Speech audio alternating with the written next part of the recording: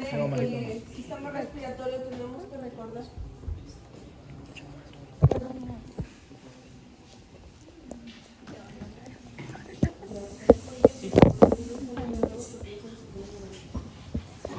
Como podemos observar, tenemos una vista anterior. Vamos a hacer un pequeño recorrido, bastante rápido realmente, sobre lo que tenemos en el sistema respiratorio. Recuerden que vamos a tener una parte de conducción y una parte respiratoria. Ya no se olviden. Hablar del sistema respiratorio es hablar de una parte de conducción y una parte respiratoria. Entonces, todo lo que concierne a vía aérea superior es parte de conducción. Aún pasando tráquea y bronquiolos es parte de conducción. Ya les voy a hacer en otra imagen el hincapié desde cuál es el último tramo de la parte de conducción de vía respiratoria. Entonces, miren acá, empezamos con el vestíbulo nasal y en cavidad respiratoria, ¿qué vamos a tener? Estas protuberancias pueden observar como 3 escalones, ¿verdad? ¿Cómo se llaman esos? Se van a llamar cornetes. ¿Ya? En la maqueta en la cual va a venir su examen, se observan 3 cornetes, pero realmente son 4. Ya vamos a tener el cornete o concha nasal supremo. Es uno pequeñito que está en la zona superior, que en esta maqueta no podemos observar. ¿Ya? El supremo no se ve, el supremo. ¿Qué más vamos a ver? El cornete o concha nasal superior. Concha nasal o cornete medio y cornete inferior. ¿Sí? Estos 3 son los cornetes, bueno, 4 con el supremo. Tenemos el cornete nasal supremo, superior, medio e inferior. Si ustedes se pueden observar, se ve como una apariencia de pliegues, ¿verdad? Entre cornete y cornete. Estos van a tener nombres también, estos espacios. Y presten atención porque probablemente les va a venir en el examen. Estos espacios se denominan meatos. Entonces, si tenemos aquí el cornete nasal superior, este meato que está en la parte inferior a este, va a tomar el nombre, simplemente se le agrega meato nasal superior. Si estamos en la concha nasal media o el cornete nasal medio, este meato se va a llamar meato nasal medio. ¿Ya? Y si estamos en el cornete nasal inferior, este se va a denominar meato nasal inferior. ¿Queda claro? Ok. Vamos igual a verlo en las siguientes láminas un poco mejor. Yéndonos hacia la parte posterior o siguiendo el tramo del aparato respiratorio, vamos a tener en la zona posterior la nasofaringe. Contigua a ella vamos a tener la orofaringe y la laringofaringe. Esta conlleva el esófago, pero nosotros sabemos que tenemos aquí la epiglotis. ¿Qué función tiene la epiglotis? Una función valvular, porque esta epiglotis va a hacer movimiento. ¿Para qué ejerce ese movimiento? Para poder cubrir, ¿verdad?, la vía aérea del bolo alimenticio, ¿verdad?, del bolo. Entonces, esa es la función, una función valvular. Luego vamos a tener la laringe, que une, pues, ¿no?, epiglotis con ¿qué? Con tráquea, ¿verdad?, con tráquea. Y la tráquea obviamente sabemos que es pues todo un tubo que hace una bifurcación, generando así que bronquios principales, izquierdo y derecho. Entonces hasta aquí estamos haciendo un recorrido rápido en lo que es vía aérea. Esta es una imagen anterolateral de huesos y de cartílago. Ya saben, en la zona superior tenemos, de lo superior a lo inferior, ya saben, tenemos el hueso frontal. Vamos a tener en esta zona que los huesos nasales, en esta zona cerca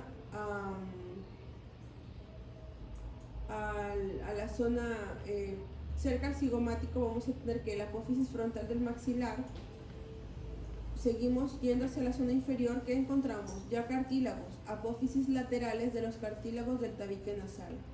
Estas apófisis laterales van a estar unidos, ¿por qué? Por el cartílago del tabique nasal. Este cartílago largo, ¿verdad? Vamos a tener un cartílago alar menor. Este cartílago alar menor va a estar rodeado, ¿por qué? Por un tejido fibroadiposo del ala de la nariz, ¿ya? Vamos a tener un cartílago nasal accesorio, que se encuentra entre el cartílago del tabique nasal y el cartílago, o el pilar lateral, ¿no? En esta zona inferior de la nariz vamos a tener dos cartílagos, el pilar lateral y el pilar medio. Ambos cartílagos forman el cartílago alar mayor, el cartílago alar mayor, no se olviden. Y en la zona interna media tenemos que el cartílago del tabique nasal y la espina nasal anterior.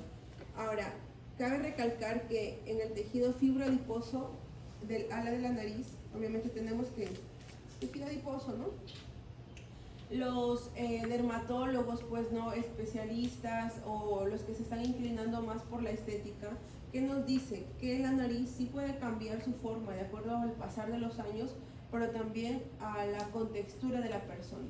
Si la persona obviamente logra o eleva su peso ponderal, este cartílago o esta zona, de la nariz va a tener o va a estar un poco más pronunciada, porque recuerden que tenemos que tejido fibroadiposo, ¿sí? Fibroadiposo. Hemos visto este cartílago alar mayor en una vista anterolateral, pero en esta vista, que es una vista inferior, vamos a poder entender un poco más. Este cartílago, este alar mayor, va a estar conformado por el pilar lateral, porque está en la zona lateral, y el pilar medio, porque obviamente esta es la línea media, ¿ya? Para que entiendan mejor la anatomía de este cartílago alar mayor. ¿Qué más vamos a observar? Ya saben, el tejido fibroadiposo del ala de la nariz. Vamos a encontrar en esta zona de la línea media el cartílago del tabique nasal. ¿Qué más? La sutura intermaxilar, y aquí podemos observar la espina nasal anterior. Entonces, viendo aquí ya algunas vistas, esta es la pared medial de la cavidad nasal, no se confundan, es medial, porque esta vista es la lateral.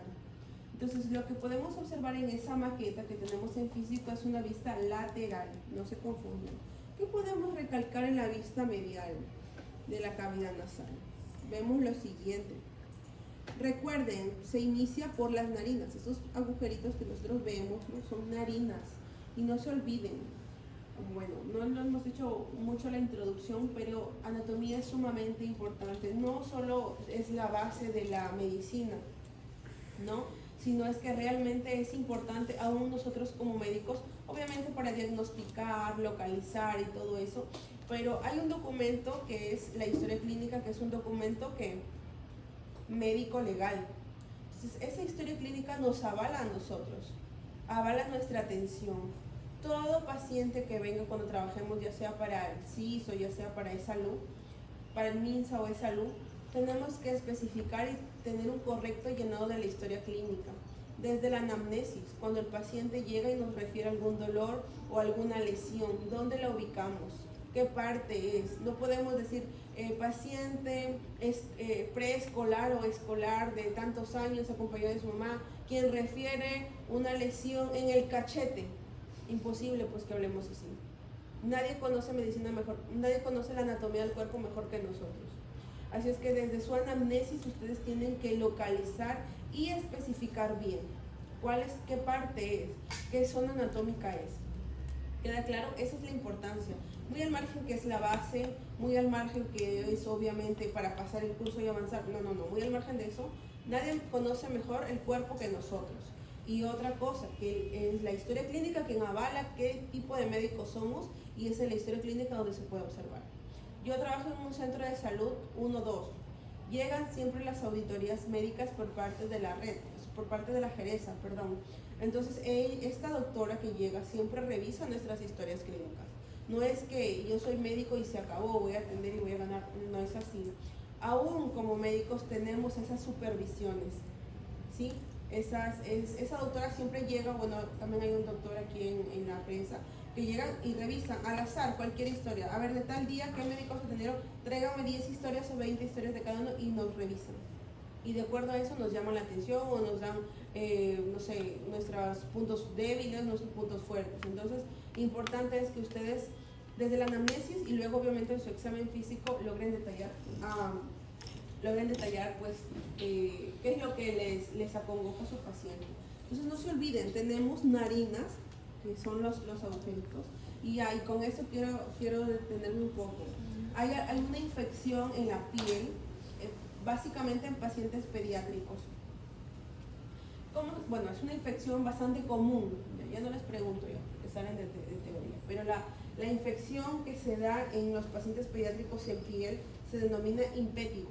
Es una infección muy común en niños, impétigo, ya es impétigo. Entonces, ¿qué es lo que va a pasar? Este impétigo tiene diferentes características, obviamente van a verlo ya más adelante en dermatología, pero les voy dando un avance. Usualmente esa infección se ubica en esta zona. ¿Cómo se llama? Toda esta zona alrededor de los labios. ¿Cómo se llama esa zona? Ya, bueno, lo averiguan ya. Esa zona es es la zona muy común donde se aloja este impétigo, ¿ya? ¿Y cuál es la característica de este impétigo? Que tiene una base eritematosa, va a tener una secreción y va a formar costras.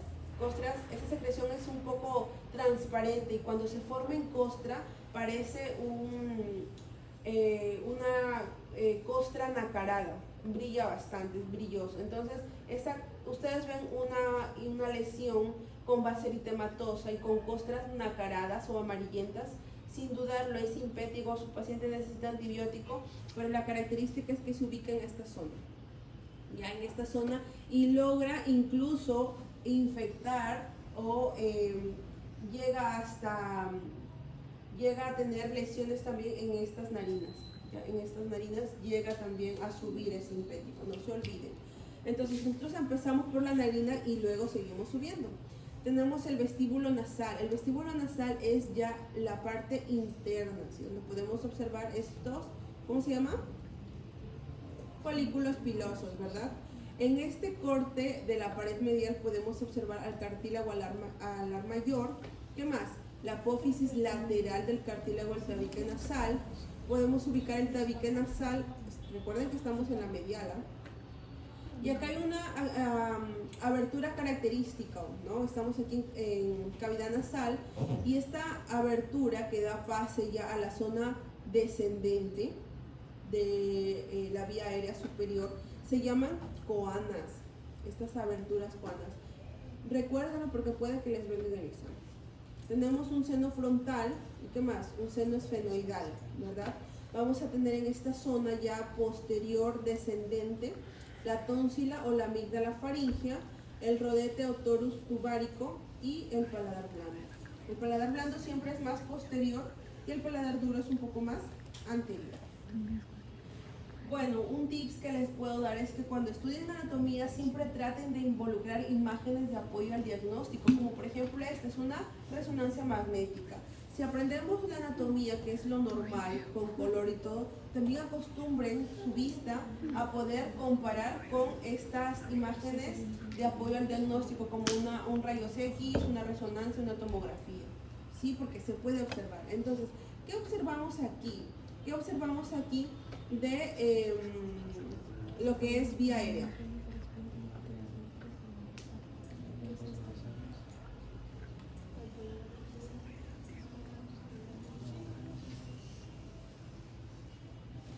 Aquí ¿qué tendríamos? Cavidad nasal, ¿no? Solo que no se puede diferenciar sus diferentes estructuras, pero al menos que diferencien esto. Esa es la cavidad nasal. Obviamente por aquí ¿qué tendríamos? En la parte más superior, más interna.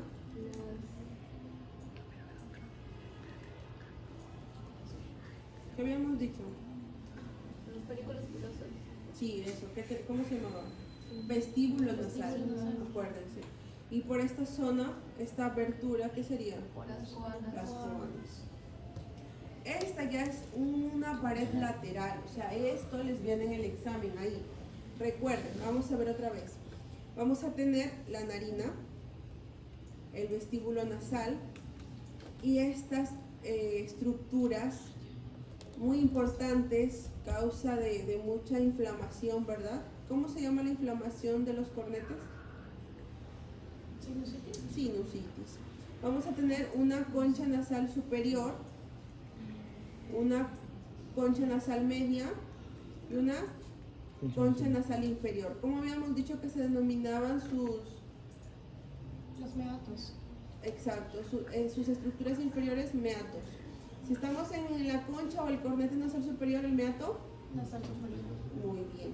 Si estamos en el cornete o la concha nasal media, Meato nasal medio. O sea, toma el nombre, no se olviden, no se olviden. Por acá tenemos el meato nasal inferior. ¿Qué tenemos por esta zona? Miren, frente a este meato nasal, ¿qué vamos a encontrar? Al atrio del meato nasal medio. ¿Qué es un atrio? Un espacio nada más. O sea, ni se olviden, frente, o sea, hacia la zona anterior, tenemos al atrio del meato nasal medio. O sea, el atrio es un espacio, es como en alveolo. En el saco alveolar, el conjunto de alveolos forma un espacio en el centro, denominado también atrio. Entonces, un atrio es un espacio, acuérdense. ¿Qué más tenemos? La eminencia nasal, el seno frontal. Por esta zona encontramos el receso esfenoetmoidal. Vamos a encontrar que la abertura del seno esfenoidal. Este es el seno esfenoidal. Por esta zona encontramos la tónsila o la amígdala faríngea. ¿Y cómo habíamos dicho que se llamaba esa apertura? Coanas, no se olviden. El rodete o torus tubárico está superior a esta tan importante estructura denominada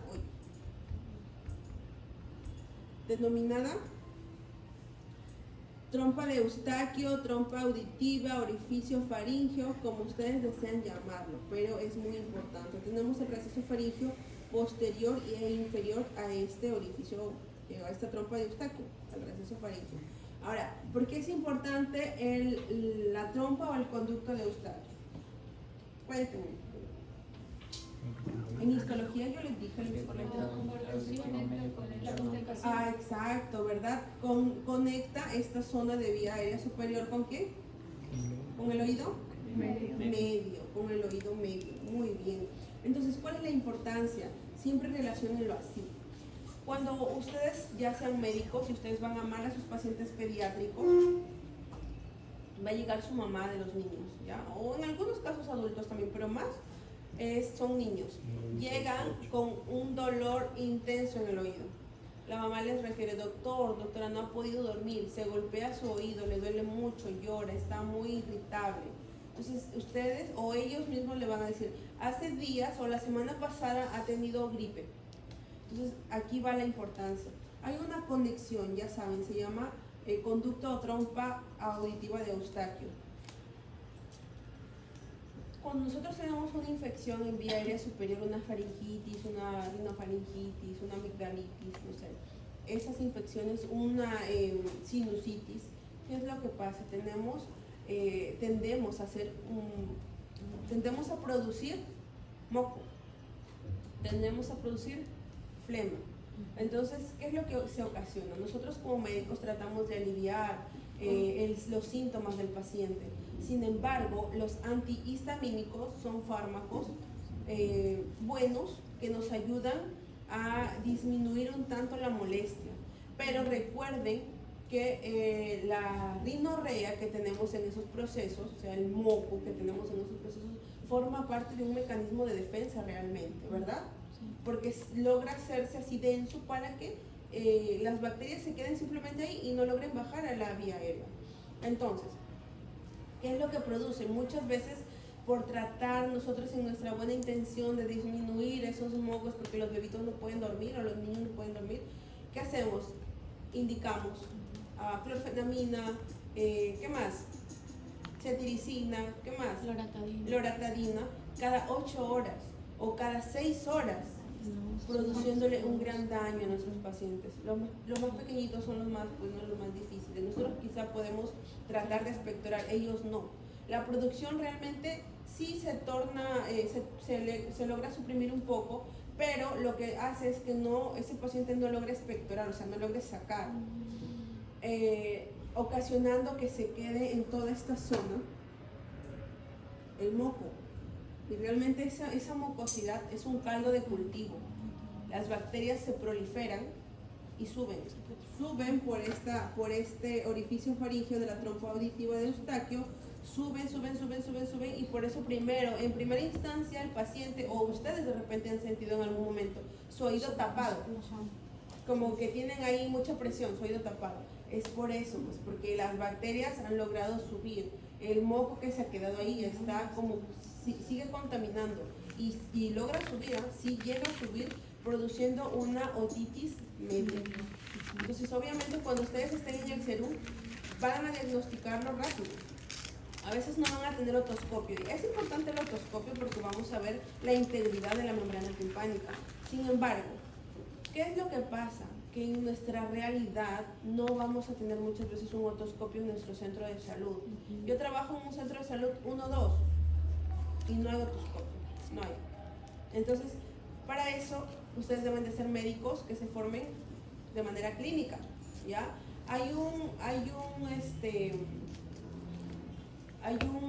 No un tip, realmente es una maniobra que no falla para otitis media. ¿Qué es lo que hacemos? En el pabellón auricular, nos ubicamos en el pabellón auricular. ¿Y qué hacemos? Una tracción, o sea, jalamos arriba y atrás. Una tracción arriba y atrás. Ese paciente va a gritar del dolor. Confirmado que es otitis media. Entonces, muchas veces necesitamos solucionar ya. Con una otitis media, nuestro paciente grita de dolor con ¿cómo les dije? Con maniobra, ¿ya? Entonces recuérdenlo, a veces no necesitamos un otoscopio para poder diagnosticar, simplemente con esa maniobra podemos ayudar y dar rápidamente antibiótico, pues no, la amoxi ya no le va a hacer nada, ya tendríamos que recurrir a amoxi con ácido clavulánico. ¿Queda claro hasta ahí? Esa es la importancia del orificio faríngeo, para que puedan entender el porqué de la enfermedad o el porqué de las cosas, ¿ya? Para que puedan resolverlo. Entonces, en conclusión, con los antihistamínicos está bien que podamos dar, yo los receto, pero que solo cada 12 horas, porque la cuestión es aliviar, ¿ya? O sea, no es quitar del todo, porque es parte de nuestro cuerpo, es un mecanismo de defensa, de igual manera con la tos. Entonces, lo que pasa es que tenemos que saber pensar y decir antihistamínico para ayudar que este pequeñito duerma muy bien. Entonces vamos a darle por las noches. Cada 12 horas está bien. Le damos en la noche, le decimos a su mamá que tome medidas. Un ángulo de 35, o sea, una almohadita un poquito alta para que el pequeño pueda dormir. Nada de polares, porque si no produce y ayuda o aumenta la producción de moco. Entonces, con esas cositas pequeñitas podemos aliviar mucho. Irrigación de la cavidad nasal. Aquí presten atención porque les puede venir en el examen. Quizá puede ser la única pregunta teórica que les pueda venir, quizá. Entonces miren que les estoy avisando. Y a los que han sido mis alumnos pueden decirles que yo de lo que hago es lo que tomo. Entonces, por favor, presten atención. Ni se asusten porque lo vamos a hacer muy sencillo. Todo parte desde la arteria carótida. Tenemos la arteria carótida que va a ascender, o sea, va a subir. Y al momento que asciende, se va a dividir en ¿qué? En carótida interna y en carótida externa. Empezamos con la carótida interna. Esta carótida interna va a seguir ascendiendo y va a tener algunas ramas que va a formar la arteria oftálmica, la arteria etmoidal posterior y la arteria etmoidal anterior. Estas tres ramas son las nacientes, ¿sí?, de la arteria carótida interna. Estas tres ramas que van a irrigar la pared superior o el techo de la cavidad nasal, la pared lateral y la parte superior, la parte superior anterior, o sea, superior anterior del tabique nasal. ¿Queda claro? Eso es con respecto a la arteria carótida interna. Tenemos a la arteria carótida externa también. Va a dar 2 ramas, no 3 como la interna, 2. Vamos a tener la arteria maxilar y la arteria facial, que aquí no la observamos, pero que sí está. Son 2 ramas de la arteria carótida externa. La arteria maxilar se va a subdividir, cosa que no han hecho las anteriores, ¿no? Esta sí se subdivide, la maxilar. ¿En qué? En la arteria palatina mayor y la arteria esfenopalatina. ¿Ya? Todas estas ramas, estimados jóvenes, todas estas ramas, tanto la etmoidal anterior como la etmoidal posterior, como la oftálmica, como la estenopalatina, como la arteria maxilar, como la arteria palatina mayor y como la arteria carótida externa, y bueno, y las ramas de ambas, de la externa y de la interna, van a formar un famoso plexo. ¿Cómo se llama? El plexo de Kieselbach. Todas esas ramas que han nacido desde la carótida interna y externa forman el plexo de Kieselbach. ¿Y por qué es importante el plexo de Kieselbach? La secreción. ¿La secreción? Movimiento. No. Ese plexo de Kieselbach es muy susceptible. Muy susceptible. Quizá nosotros, quizás hacemos un frote fuerte a la nariz o un golpe no tan fuerte, simplemente un golpe que obviamente pues no, medio. ¿Y qué es lo que pasa? Sangrado. Pero nosotros como somos médicos, ¿cómo se llama? Epistaxis. Epistaxis. Ocasiona epistaxis. La epistaxis más frecuente es de este plexo de Kieselbach, porque es el más, como les digo, es el más susceptible. Entonces repasemos nuevamente porque les puedo venir el examen, ¿no? Tenemos a la arteria carótida que asciende y se divide en 2, en la arteria carótida interna y el externa. Pero empezamos por la interna, no se olviden. Esta arteria carótida interna da paso a la arteria oftálmica, a la etmoidal posterior y a la etmoidal anterior. Ya les he dicho que estas 3 ramas irrigan la parte o el techo de la cavidad nasal, las paredes laterales y la zona anterosuperior del tabique nasal. Tenemos ahora la arteria carótida externa. Va a dividirse en qué? En la arteria maxilar y en la arteria facial. Ya les he dicho que aquí no lo observamos, pero sépanlo, ¿eh? Que esta carótida externa se divide en 2, maxilar y facial. Lo importante de la maxilar es que se subdivide. ¿En qué? En la palatina mayor y en la esfenopalatina. Y todas esas ramas que han nacido de la arteria carótida externa e interna forman el famoso plexo de Kieselbach. ¿Queda claro? O sea, nunca se van a olvidar, nunca se olviden, es muy sencillo. Recuerden, por favor, no quiero que ahí no tengan ningún punto, porque probablemente les venga. Entonces ya hemos visto la irrigación. Vamos a ver rápidamente la inervación. Miren, tenemos aquí el nervio olfatorio, todos estos son los nervios olfatorios. ¿Qué vamos a tener en la zona superior? El tracto olfatorio, este hueso que es la lámina cribosa, el bulbo olfatorio, van a tener estas ramas, que es la rama nasal medial del nervio etmoidal anterior, otra rama que desciende posterior, que es el nervio nasopalatino y el conducto incisivo. Es súper fácil. Ahora, recuerden que hemos visto esta, por ejemplo, pared lateral de la cavidad nasal y hemos visto esta medial. Ahora vamos y hemos visto aquí los cornetes, ¿verdad? O las conchas. Ya, miren cómo se ven los cornetes en una vista anterior. Toda esta zona central de la cara son los cornetes. Y aquí vemos cornete o concha nasal medio, no se observa el superior, pero el medio sí. Esto es el cornete medio. Y este es su espacio que podemos observar, ¿sí? Como un pliegue en la parte lateral. En esta zona también se observa así, que sería el meato nasal medio. ¿Qué más? ¿Cómo se llama este? Cornete o concha nasal inferior y su meato nasal inferior. Ahora, en ambos en ambos lados laterales de esta nariz tenemos que el seno maxilar. El seno maxilar está conformado por tres recesos. Vamos a tener un receso infraorbitario, que está cerca de la órbita, ¿verdad? Infra, pero está debajo, infra. Un receso que cigomático y un receso alveolar. No se olviden, en esta zona tenemos el seno frontal. Por acá está el seno frontal. ¿Ya? No se olviden. Bueno, esto ya lo hemos visto, ¿verdad? Eso también ha sido lo primero que hemos hecho el recorrido rápido. Y cuando hablamos de cartílagos, aquí nos vamos a detener. Hay una estructura, sí, hay una maqueta, pero aquí esto está muy bonito para aprenderlo. En la visión anterior y en la vista posterior, anterior y posterior. Desde arriba hacia abajo, ya saben, en orden siempre. Tenemos este cartílago, denominado cartílago epiglótico, porque lo podemos ver, miren, lo podemos ver en esta zona, en la vista anterior y en la vista posterior también. Y podemos observar que tiene ¿qué forma? De una hoja, ¿verdad? El cartílago epiglótico, así se ve en la vista posterior. ¿Qué más tenemos? El hueso illoides. En ambos lados tenemos la membrana tiroidoidea y vamos a tener una asta superior del cartílago tiroides. Si tenemos una asta superior, también va a haber una asta posterior, pues por acá está, miren.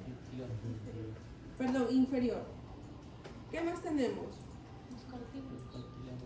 Tenemos en la parte posterior esta zona que va a tener un poco más de estructuras que la zona anterior. Vamos a tener este cartílago tipo cuernito, cornicolado, su mismo nombre lo dice. ¿Qué más? Un cartílago aritenoides. ¿Qué más vamos a observar? El ligamento bucal en la parte media, miren en esta zona media, el ligamento bucal. Y en ambos lados, ¿qué vamos a tener? La lámina del cartílago tiroides, o sea, toda la lámina, pues, ¿no? Toda esta lámina lisa. ¿Qué más? Y esta famosa escotadura de la escotadura tiroidea superior. Vamos a encontrar ya bajando el ligamento cricotiroideo medio en la zona anterior. Vamos a encontrar el cartílago cricoides en la zona anterior y en la zona posterior.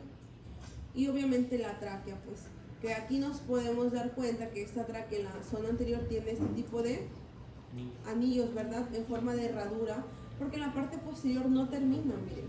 ¿Qué es lo que hay aquí? Músculo. Termina la tráquea, o sea, la tráquea logra hacer probablemente una estructura circular, pero porque lo completa parte de músculo, ¿sí? Pero realmente los anillos son en forma de herradura. Hablando de tráquea, ¿cuánto mide la tráquea en longitud?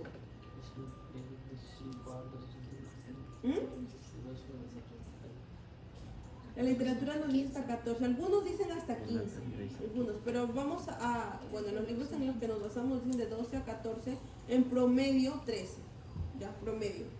Pero alguna literatura dice hasta 15, incluso hasta 16, pero eso depende, pues, obviamente de las etnias, de la raza, y nosotros somos, que pues, peruanos, pequeñitos.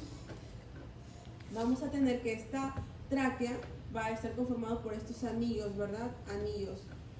Miren, este es un corte transversal, ya saben los chicos de histología, corte transversal, y se puede observar, miren, toda esta forma de herradura del cartílago, y en la zona posterior que tenemos el músculo traqueal, cubierto, ¿por qué? En la zona posterior, ¿por qué? Por la capa muscular longitudinal, porque es en longitud del esófago, o sea, eso lo ayuda, lo cubre, lo protege, lo refuerza. De lo externo al interno en tráquea, en corte transversal, ¿qué podemos observar?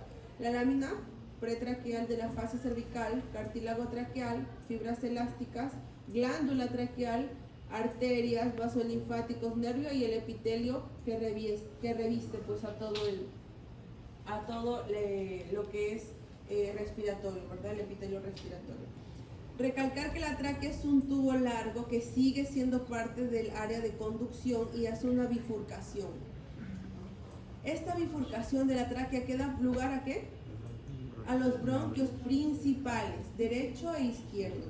Estos obviamente hacen ya después su subdivisión, ¿verdad? En bronquios y luego bronquiolos. Bronquios intrapulmonares grandes, pequeños y luego los bronquiolos. Entonces, ¿hasta ahí queda claro? Sí. En este corte, en esta zona central, podemos observar en la zona posterior la mucosa de la pared posterior de la tráquea. Ya hemos dicho la bifurcación, ¿verdad? Esta da paso a los bronquios y sus subdivisiones. Miren, habíamos dicho que teníamos parte de conducción y de respiración. Recalcarles que cuando hablamos, pues obviamente de tejido, de epitelio, en histología, nunca se olviden que si tenemos una estructura con sus características histológicas, la estructura continua logra tener restos de esta estructura, ¿verdad? Porque obviamente el epitelio no cambia así por así, sino hace una transición. Lo mismo tenemos, miren, con tráquea habíamos dicho que habían cartílagos, ¿verdad? Y miren, estamos en bronquios. Bronquio segmentario, bronquio intersegmentario grande, intersegmentario pequeño, y aún vemos restos de cartílagos, o parte, ¿no? Cartílagos. Ya en este bronquio intersegmentario pequeño, menos cartílago. Pero acá hay un punto donde obviamente ya hay una diferencia. Zona con cartílago, que son bronquios, y zona sin cartílago, o sea, no tiene cartílago, que son los bronquiolos. Ahora, en bronquiolos vamos a tener bronquiolo terminal. Su mismo nombre lo dice, terminal, porque aquí termina la parte de conducción de la vía respiratoria. Aquí en este bronquiolo terminal termina la parte de conducción e inicia la parte de respiración. Entonces vamos a tener bronquiolos respiratorios. ¿Ya? Bronquiolos respiratorios. Esa es la anatomía de sencillo. ¿Qué más vamos a tener? Estos bronquiolos respiratorios van a continuar su recorrido y van a ser parte o van a formar los sacos alveolares. Hemos dicho que se forman los sacos, ¿verdad? Uy, disculpen el mouse. Pero tenemos un saco, 2 sacos, 3, 4 y 5 sacos. Y este espacio, ¿cómo habíamos dicho que se denominaba? Atrio. Atrio. Estamos en los sacos alveolares. Ahora, después sabemos, sabemos que cada saco alveolar está formado por un alveolo.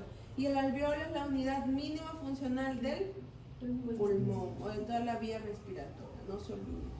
Ahora, quiero que se ubiquen y se den cuenta de la importancia de saber anatomía y de la importancia de que ustedes puedan entender a sus pacientes, porque van a tener pacientes obviamente atragantados o con asfixia. ¿Por qué? Porque vamos ahora a centrarnos en estos bronquios, ¿cómo se llamaban? Primarios o principales grandes. Vamos a ver, miren las características, chicos. En estos bronquios, en los lactantes, o sea, en los chiquititos, en los pequeñitos, en los más dulces de nuestros pacientes, vamos a tener que estos bronquios miden de 3 a 4 milímetros, no centímetros, milímetros, menos de medio centímetro. Miren, o sea, esa parte, o sea, los bronquios principales, grandes todavía, miden menos de medio centímetro. Entonces logran entender cuando un neonatito nace y ha nacido obviamente con líquido meconial, difícil de poder sacarlos, porque ya saben que el líquido meconial es espeso, es muy espeso. Imagínense obviamente pues destapar toda esa vía aérea, ¿no? Es difícil. Entonces la importancia también de que ustedes aprendan muy bien ginecobstetricia para que puedan saber cuándo es el momento en que la paciente pues ya sí o sí debe de alumbrar, porque si más tiempo pasa, ese pequeñito puede aspirar ese líquido meconial. ¿Qué más? Tenemos en niños de 4 a 10 años, pacientes escolares. ¿Qué vamos a tener? Que estos bronquios principales miden de 6 a 8 milímetros. ¿Ya? De 6 a 8 milímetros, o sea, menos de 1 centímetro igual, menos de 1 centímetro. En nosotras que somos adultos jóvenes, ¿cuánto mide? De 12 a 18 milímetros, es decir, 1.2 centímetros a 1.8 centímetros, es decir, en promedio 1.5 en promedio, pero puede ir de 1.2 a 1.8. Entonces, recuerden, ya recuerden. ¿Y por qué suceden estos atragantamientos o muchas veces aspiraciones? Porque a veces la epiglotis hace un movimiento en falso, que se puede ir cualquier, no sé, alimento que estamos ingiriendo. ¿Queda claro? Esa es la importancia, recuérdenlo bien.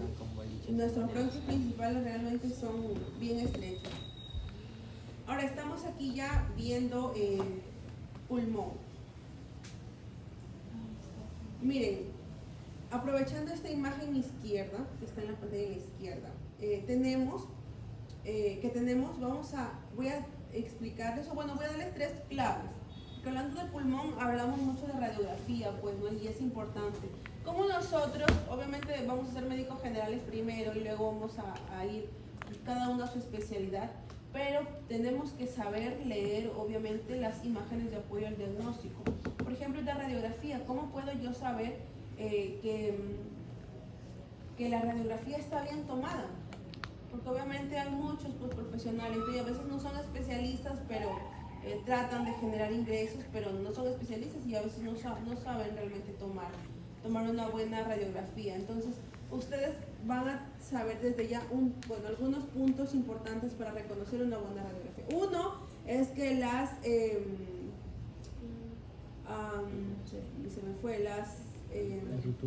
clavículas estén en un mismo nivel. Ese es uno. Si ustedes ven clavículas en un mismo nivel, está bien calibrado el aparato. ¿Qué más? Vamos a observar en esta zona del estómago, que vamos a observar la burbuja gástrica. Todo paciente con una buena radiografía tiene que tener ahí 1 o 2 burbujas gástricas, sí o sí. Vamos a observar en esta zona un ángulo. Sí observan que estoy dibujando, ¿no? Un ángulo. Este ángulo se denomina el ángulo costodiafragmático. Esas tres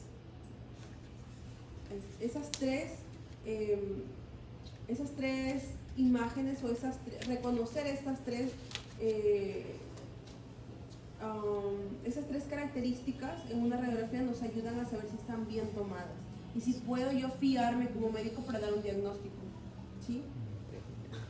Entonces empezamos. Podemos darnos cuenta en esta imagen que el pulmón supera ¿a qué?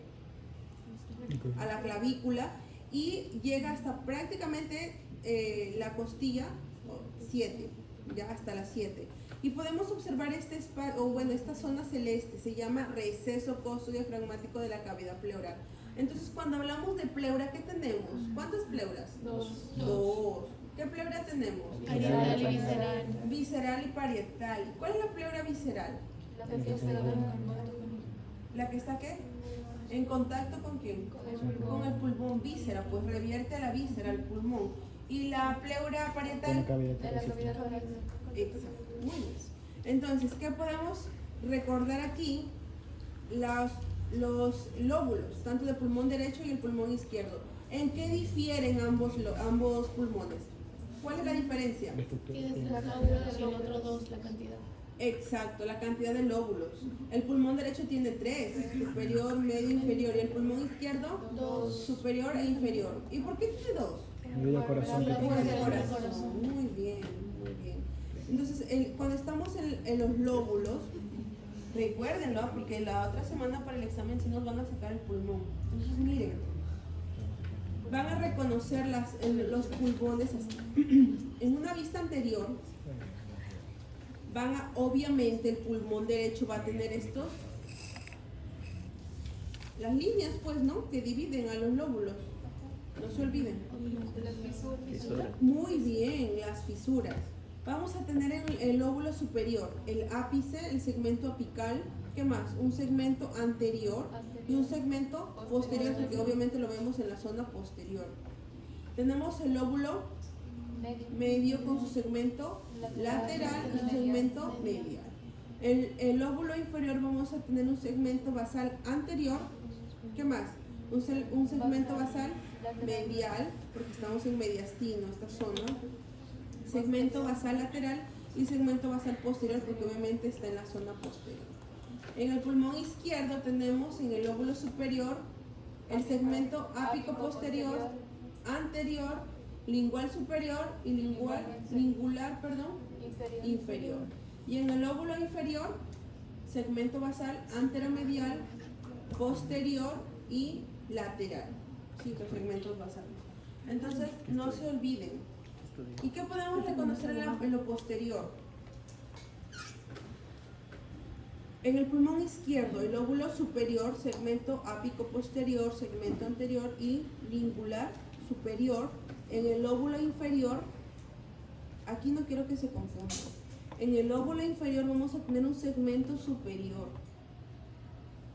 El segmento superior forma parte del lóbulo inferior en la vista posterior. No se olviden, no me vengan a colocar segmento superior en el lápiz. Segmento basal lateral y segmento basal posterior. Y en el pulmón derecho, en el lóbulo superior, apical, posterior y anterior. El lóbulo medio, segmento lateral. Y en el lóbulo inferior, un superior, un basal lateral y un basal posterior. No se olviden. Ahora, decirles aquí lo siguiente. Cuando ustedes tengan una radiografía y estén observando el pulmón, y ustedes observen una imagen oscura, para que me entiendan, en la radiografía en ápice, Acumulación de líquido. Estructuras huecas. ¿cómo? Estructuras huecas. Tuberculosis. Hasta que mi vaciloscopía no me demuestre lo contrario, eso es TBC. Y para todo hay un porqué, en medicina para todo hay un porqué, no es que se me ocurrió. El bacilo de Koch, ¿qué es? ¿Aerobio o anaerobio? ¿Aerobio o anaerobio? Aerobio. Entonces le gusta el oxígeno. ¿Y cuál es la zona más oxigenada de los pulmones? Obviamente la zona apical. Entonces, si ustedes ven una lesión, y hablando de lesión, es decir, una imagen oscura, para que me entiendan, en radiografía, en zona apical, hasta que mi vaciloscopía no me demuestre o no me diga que no es, sí o sí es tuberculosis. ¿Queda claro? En zona apical sí o sí es TBC. Ahora, en la parte posterior, cuando tenemos una radiografía antero-posterior o postero-anterior, se observa, mira, aquí tenemos, les había dicho este ángulo, ¿verdad? Denominado costo diafragmático. Entonces, cuando este ángulo desaparece y tenemos hasta acá nada más el pulmón, se observa toda esta estructura, o sea, todo esto, pero no se observa este ángulo, hay una patología. Derrame pleural. Pues obviamente porque el líquido no empieza a llenarse desde el ápice, empieza por gravedad en la zona inferior. Y obviamente estos ángulos están más inferiores, están así. Ya, están así. Entonces, esto se llena de líquido. Y si no observamos estos ángulos, definitivamente es derrame pleural. ¿Sí? Hasta ahí quedamos. Enciendan las luces, por favor.